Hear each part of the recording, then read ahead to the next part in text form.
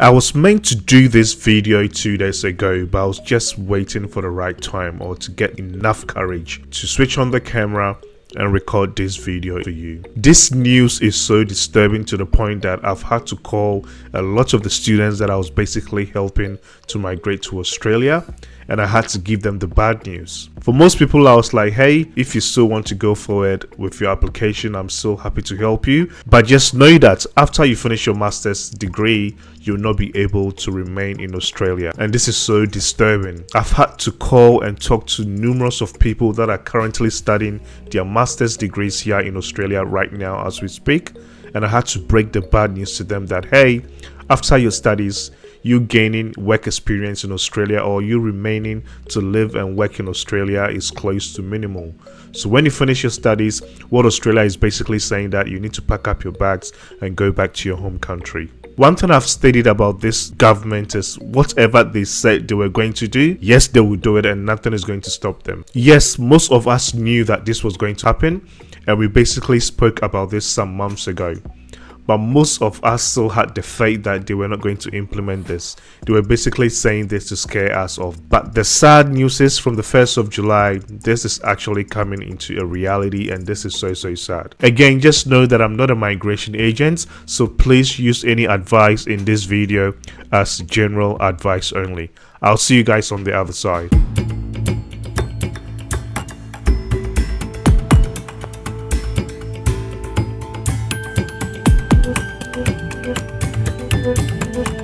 So why am I recording this video? So a few months ago, I made a video and I told you guys that Australia is trying to reduce the age limit for the postgraduate visa. So visa subclass 485. What is visa subclass 485? So basically, if you finish your studies in Australia, most times you are able to apply for the visa subclass 485, which is the graduate visa stream or the postgraduate visa stream. The age limit used to be 50 years, but now they've cut that down to 35 years and below, with the exception of those from Hong Kong and also those from the UK. So why do most international students target to come and study here? One, the quality of education in Australia is very high. And of course, most of these students will like to remain and work in Australia due to the economy. Okay, the economy in Australia is really good. Australia actually pays really well, and that's why most people will want to come and study in Australia, and when they finish, they want to remain and work in Australia. But if Australia is trying to shut that dream, then what is the point of people coming to study here? Most students are going to look elsewhere where they'll be appreciated or where they'll be given a chance to live and work after they've invested thousands of dollars in their education in that certain country. So from this news, this is what Australia is basically saying to the whole world. Yes, we need your money. So bring your money, come and spend thousands of dollars to get your education here. But when you finish and you're over the age of 35, sorry, I can't help you. You need to go back to your home country. The other thing Australia is saying that we don't need old people to migrate to Australia. We are targeting the young generation. So if you are young and you've got money, come and study. If you are young, yay, after your studies, we'll give you some time to get your work experience in Australia. But if you're over the age of 35, sorry, I can't help you, but I still need your money. Come and spend your money, and when you finish, you need to go back to your home country. This is so sad, and they need to do something about this. They need to do something about this, because I know a lot of the universities and colleges are going to suffer. You cannot say that the sort of fees that a domestic student is paying right here in Australia is the exact same fees an international student is paying in Australia. No. Most of these universities and colleges are making a lot of money from international students. But if you are saying that no, if you are over the age of 35, we can't help you, then what Australia is basically saying that we don't need any more international students. They should look elsewhere. And if this goes on for long, trust me, most of the universities are going to suffer. Most of these private colleges are also going to suffer. Most agencies are also going to suffer. I think they need to do something about this, because this is so not fair. So I'm going to share my other screen so we go through this together. So changes to the temporary graduate visa program proposed 1st July 2024. So this is going to take effect from the 1st of July 2024, which is the next financial Yeah. Okay, so with those that are new to this, so with the old visa subclass 485, we had three streams. We had the graduate work stream. So this was basically targeting those that did their vet education. So all the certificates and the diplomas, okay? Yeah, after you finish, you're done with your studies, you can go onto the graduate work stream, which will allow you to get work experience for up to 2 years. We also had the post-study work stream. So the post-study work stream was targeting the higher education sector for those that did their bachelor's degree, their master's degree, and their PhD. So once you finish your studies, you are allowed to go on visa subclass 485 through the post-study work stream, and this basically allowed you to work up to 2 years or sometimes more than 2 years, depending on the sort of degree you did in Australia. And we had the second post-study work stream, and that was targeting those that were on the post-study work stream but were living in a regional area to get like a further extension. The age limit for this prior to this announcement was 50 years. So once you finish your studies in Australia and you are less than 50 years old, you'll be able to go straight away and apply for your visa subclass 485, and most times you get a grant. Okay, but now what this is basically saying is they've reduced the age limits from 50 to to 35, with the exception of those that are from Hong Kong and the UK. The Australian government announced changes to the temporary graduate visa programs in its recent migration strategy. These changes should take effect from the 1st of July 2024, subject to the passage of the legislative amendments. Clarification of these changes is listed below. Okay, so we have the graduate work stream.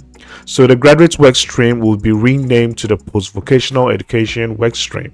So again, they are going to rename the graduate work stream to something called the post-vocational education work stream. I think this will make it sound more clearer. The maximum eligible age for the post-vocational education work stream applicants will reduce to 35 years of age or under. So if you are over the age of 35, so I think if from 36 and above, this is what I get from this.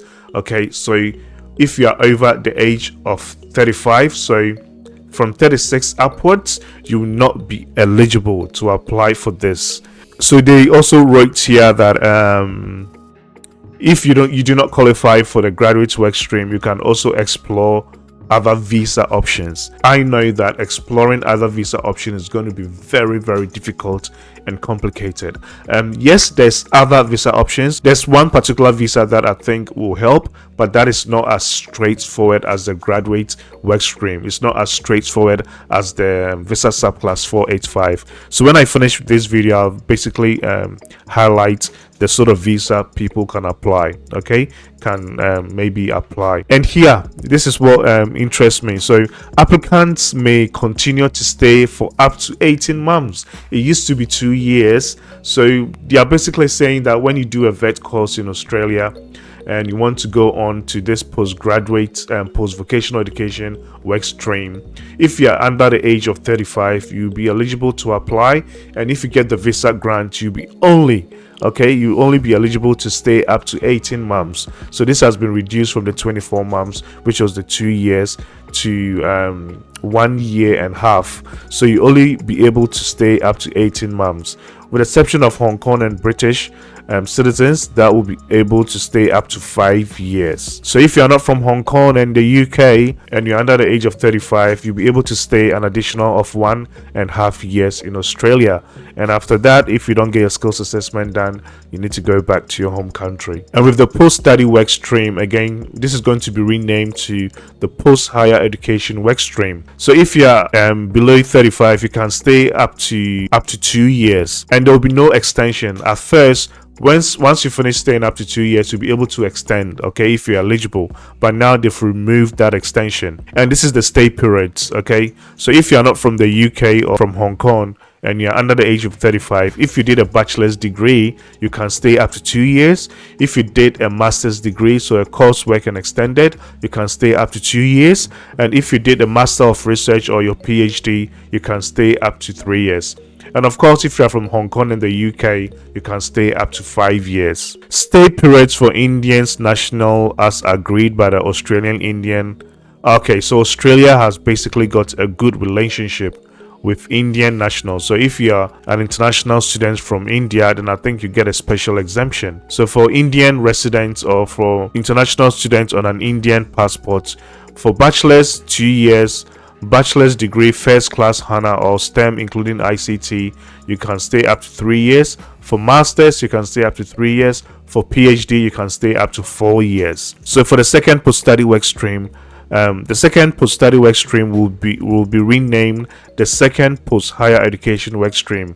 There are no other changes to this stream. Okay, so there's no other changes to this stream. So yep, you can basically everything remains the same, but again, you need to be the age of what do you call it, 35 and below. The replacement stream will cease. Okay, so for those that are currently studying in Australia and you be the age of 35 or over, okay, before you finish your studies, the other option I can now think of is the visa subclass 407, which is the training visa. But with this, you need your employer to sponsor you. Okay, so your employer needs to nominate you and basically say that you'll be taking like a work-based training with that particular employer. Yeah, so this is another thing to look at. I know this is a bit complicated because of course your faith lies in the hands of your employer to sponsor you. I'll create another video so we do a deep dive in this visa subclass 407. So for those that are currently studying, that are thinking of remaining in Australia, it's time for you to be good with your boss, if that makes sense. Or it's time for you to look for work experience, okay, in regards to your field, okay. And once you get employed in a certain job, it's time for you to be good with your boss and start talking to your boss so your boss can nominate you under this training visa subclass 407. This is bad news for everyone and I am shattered. I have a lot of calls to make and I have a lot of students to basically talk to so we can look for other options. Again, if you are thinking of migrating to Australia as an international student, please feel free to email me and I'll take you through the process. My name is Kwame. I'll see you guys in my next video. Bye bye.